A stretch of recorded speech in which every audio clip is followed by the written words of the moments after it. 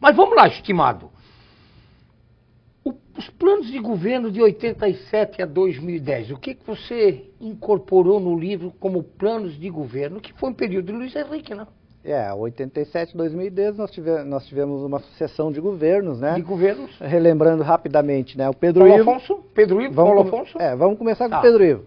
Pedro Ivo. Pedro Ivo, Kleino Bing, Paulo Afonso, Esperidião Amin e Luiz Henrique.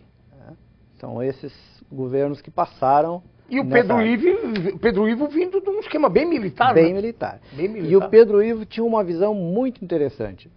Pedro Ivo. Nessa visão militar dele, ele já como deputado federal da Assembleia Constituinte, ele já tinha esta visão de que o policial tinha que servir à sociedade com firmeza, mas também com extrema educação. O Pedro Ivo foi uma pessoa que, por exemplo, na questão salarial, foi o melhor governador para a categoria? Para a categoria. Foi o que representou as melhores avanços salariais da categoria, foi no período Pedro Ivo. Então o Pedro Ivo tinha essa visão sensível porque ele também era um militar. Ele sabia dessa dificuldade, ele sabia que somente com um policial qualificado a gente conseguiria fazer a segurança com cidadania. E quem, depois de Pedro Ivo, para nós encerrarmos esse bloco, não atendeu a expectativa da categoria? Que daí veio Paulo Afonso, veio Esperidião Amin, veio Luiz Henrique. Não, efetivamente, foi mais negativo em relação à nossa categoria foi o governo Esperidião Amin. Que para a categoria? Para a categoria, né? Na Polícia Civil, por exemplo, houve a contratação de zero. Zero no período do governo Amin. Então isso não é uma crítica que se faz abertamente, está documentado, né? Se não foi bem, tem que falar.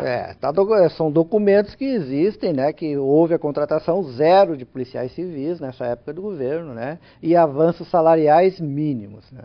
Mínimos. Muito movimento grevista nessa época, né?